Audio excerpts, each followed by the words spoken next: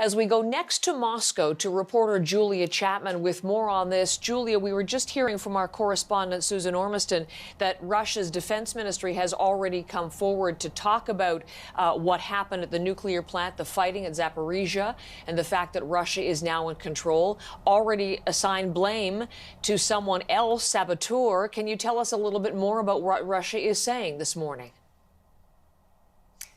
We haven't heard any reaction to the events overnight from the Kremlin or the Russian Ministry of Foreign Affairs. The only account we are getting from Russian officials is indeed from the Ministry of Defense giving its daily update on the fighting in Ukraine. And they have claimed that they have been controlling this power plant for the last 5 days, and that overnight so-called Ukrainian nationalists came and tried to attack it. And the guards that were patrolling there, they say that they opened fire in an effort to provoke return fire against the building and then set the building on fire as they left. So a very different version of events being put forward by Russia to those we've been hearing from officials locally there in Ukraine.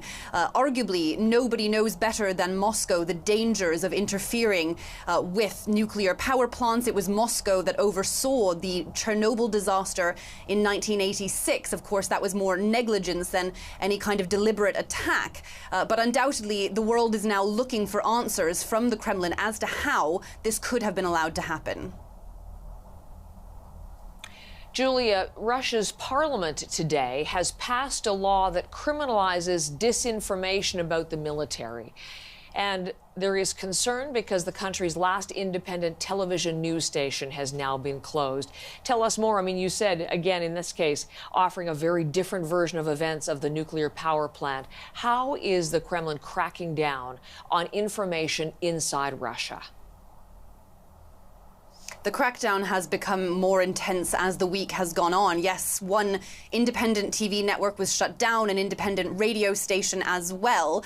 Today, the media regulator has blocked all the Russian language sites of news outlets based abroad. For example, Deutsche Welle in Russian, BBC Russian, as well as Meduza, a very popular online outlet. And now this law has come or will come into effect later today if it is signed off by President Vladimir Putin. But indeed, it has been passed by the lower house of parliament already, and that could see anyone, a media outlet or an individual, put in jail for 15 years for spreading so-called disinformation or fake news about the military's activities. So certainly the Russian government is trying harder and harder to control the narrative about this war, which of course it is insisting that the media calls a special military operation.